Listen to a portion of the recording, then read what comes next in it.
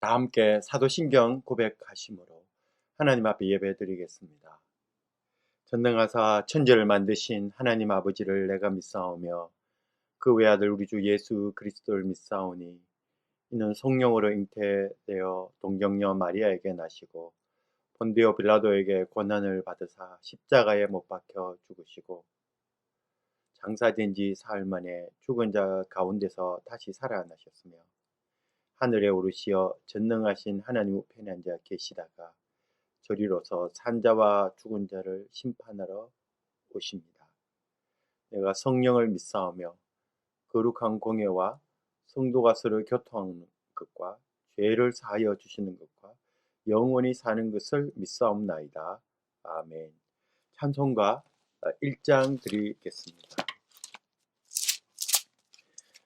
만복의 근원 하나님, 온 백성 찬송 드리고 저 천사여 찬송하세.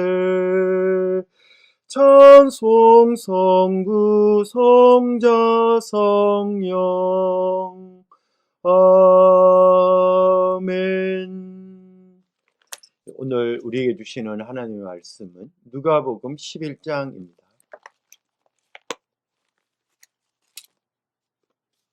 11장 1절에서 2절 말씀 봉독하시겠습니다. 제가 읽겠습니다. 예수께서 한 곳에서 기도하시고 마치심에 제자 중 하나가 여짜오되 주여, 요한이 자기 제자들에게 기도를 가르친 것과 같이 우리에게도 가르쳐 주옵소서. 예수께서 이르시되 너희는 기도할 때에 이렇게 기도하라. 아버지의 이름이 거룩히 여김을 받으시오며 나라가 임하옵시며. 기도하겠습니다. 하나님 아버지, 하나님 말씀을 묵상하려고 하오니 주의 진리로 저희들에게 깨달음을 주시고 깨달음을 얻을 때 잘 순종할 수 있도록 도와주시옵소서. 예수님의 이름으로 기도하옵나이다. 아멘. 예수님께서 이 땅에 오셔서 하신 일을 한마디로 요약하려면 하나님의 나라 선포라고 말할 수가 있습니다. 신약 학자들 사이에서도 예수님의 소명이 하나님의 나라 선포였다라는 것에 대해서는 이의를 제기하는 사람이 없을 정도로 예수님의 사역의 중심에는 하나님의 나라 선포가 있습니다. 그러면 하나님의 나라가 무엇일까요? 예수님이 그 나라를 선포하러 오셨다면 예수님이 선포하려고 하셨던 하나님의 나라가 무엇일까요? 예수님은 하나님의 나라를 선포하셨을 뿐만 아니라 제자들에게도 나라가 임하옵시며 라고 기도하라고 가르치셨기 때문에 예수님이 선포하셨고 우리가 이 땅에 오도록 기도해야 할 하나님의 나라가 무엇인지 아는 일은 매우 중요하다고 말할 수 있습니다. 이제 문자적으로 본다면 나라는 통치라고 말할 수가 있습니다. 그러니 하나님의 나라는 하나님의 통치인 것입니다. 예수님이 이 땅에 오셔서 하신 일을 한마디로 말하면 하나님의 통치가 이 땅에 임하도록 하는 것이었고 예수님이 우리에게 기도하라고 또 제자들에게 기도하라고 가르쳐 주신 기도의 핵심 중에 하나가 하나님의 다스림이 이 땅에 임하도록 하라 그리고 기도하라라는 내용입니다. 그런데 이상한 것이 있습니다. 하나님의 다스림은 태초 이래로 한 번도 멈춰 본 적이 없는데 하나님의 다스림이 미치지 않은 영역은 한 뼘도 없다는 게 성경의 가르침인데 예수님은 왜 하나님의 통치가 이 땅에 임하도록 선포하셨고 또 우리에게 그것을 위해서 기도하라고 말하셨을까요? 그 이유는 두 가지 때문입니다. 그 첫 번째는 공간의 문제입니다. 하나님의 통치는 먼저 이스라엘 가운데서 실현되어야만 했습니다. 구약에 따르면 하나님께서 당신의 통치를 이 땅에 선포하시는 길에는 먼저 이스라엘 가운데 하나님의 다스림이 실현되어지고, 그 다음에 하나님의 통치 안에 머무르는 이스라엘을 통해서 온 세상이 하나님의 다스림 안으로 들어오도록 하는 일이 하나님의 통치의 순서였습니다. 그렇기 때문에 예수님께서 하나님의 나라가 오도록 기도하라 라고 하신 이유는 하나님의 다스림이 먼저 이스라엘 가운데 실현되어지고, 그 다음에 하나님의 통치에 온전히 참여하는 이스라엘을 통해서 온 세상이 하나님의 통치를 맛보도록 기도하라라는 내용과 다른 것이 아니었습니다. 좀 더 구체적으로 말하면 이스라엘 백성들이 예수님 당시대에 하나님의 통치에 온전히 참여하지 못하고 있다고 예수님은 판단을 하신 것입니다. 그러하기에 하나님의 언약 백성이 하나님의 통치에 들어오도록 순종으로, 그리고 하나님의 통치에 복종하도록, 그리고 복종하는 이스라엘 통해서 열방이 하나님의 통치 안으로 들어오도록 하셨고, 또 우리에게 그것을 위해서 기도하라고 하신 것입니다. 그리고 두 번째로 태초 이래로 하나님의 통치가 멈추었던 적이 없음에도 하나님의 나라를 선포하시고 하나님의 나라가 도래하도록 기도하라고 하신 두 번째 중요한 이유는 바로 악의 문제 때문입니다. 하나님의 통치가 멈췄던 적이 없지만 또 멈추었던 적이 없는 게 바로 악의 저항입니다.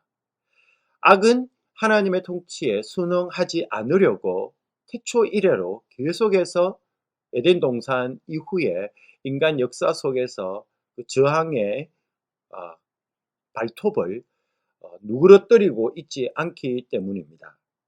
그래서 예수님께서 하나님의 통치를 선포하신 이유는 악의 세력이 하나님 앞에서 무릎을 꿇고, 그리고 하나님의 통치와 하나님의 다스림이 인정되어지지 않는 영역이 없도록, 그래서 모든 영역이 하나님의 다스림 안으로 들어오도록, 그래서 악의 세력이 무너지도록 기도하라는 내용입니다.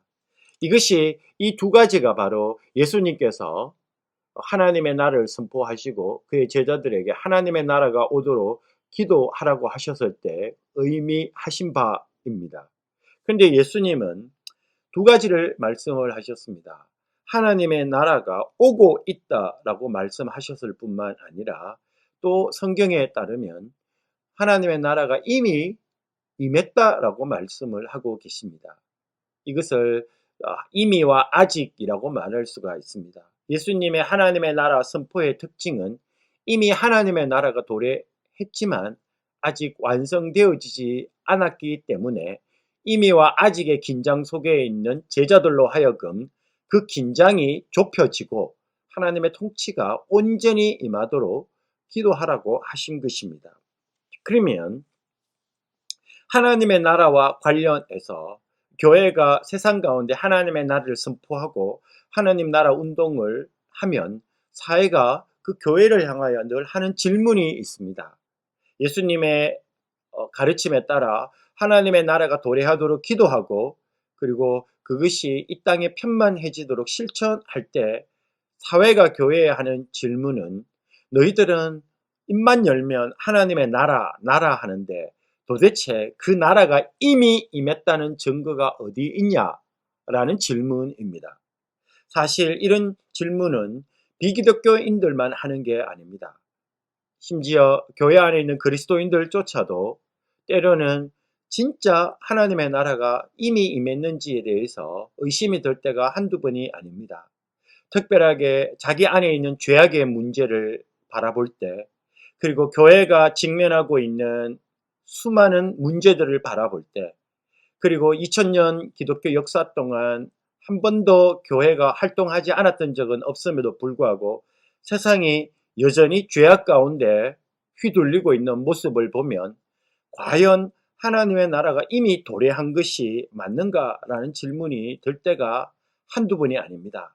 그래서 어쩌면 하나님의 나라의 의미는 포기하고 아직의 포커스를 맞추고 싶을 때가 한두 번이 아닙니다. 사실 신앙생활은 이미 임한 하나님의 나라를 포기하고 아직 임하지 않은 하나님의 나라를 말하면 더 쉽습니다. 오히려 하나님의 나라가 오지 않았기 때문에 세상은 이렇다, 나는 이렇다라고 말할 수 있기 때문입니다. 하지만 예수님은 이 두 사이의 긴장을 계속해서 이야기하셨습니다. 하나님의 나라가 오고 있지만 이미 임했다라고 말씀을 하고 계시는 것입니다. 사실 누가복음에도 보시면 하나님의 나라가 너희 가운데 있느니라 라는 말씀을 하신 게 그 대표적인 예라고 말할 수가 있습니다. 자, 그러면 이런 질문은 오늘날 사회가 교회 하는 질문일 뿐만 아니라 교회 안에 있는 성도가 또 하는 질문이기도 하지만 사실 2000년 전에 예수님의 제자들 역시 이런 질문을 했습니다. 제자들이 예수님이 부활하시고 그들 앞에 나타나셨을 때 예수님에게 이렇게 질문을 했습니다. 예수님, 이스라엘 나라를 회복하심이 이때니까? 사도행전 1장 6절의 말씀입니다. 제자들이 하나님의 나라의 도래의 증거로 말하고 있는 것은 이스라엘 나라의 회복이었던 것입니다. 흩어진 이스라엘이 다시 모여 하나님의 나라가 회복된다라고 제자들은 믿고 있었던 것입니다. 그러니 예수님이 죽고 부활하시고 하나님의 나라의 현재성을 말씀하시자 그 현재성의 증거로 하나님의 언약 백성이 온전히 회복되어졌습니까? 혹은 흩어졌던 12지파들이 다시 한자리에 모이는 거국적인 변혁이 일어났습니까? 라고 예수님에게 제자들이 질문을 한 것입니다.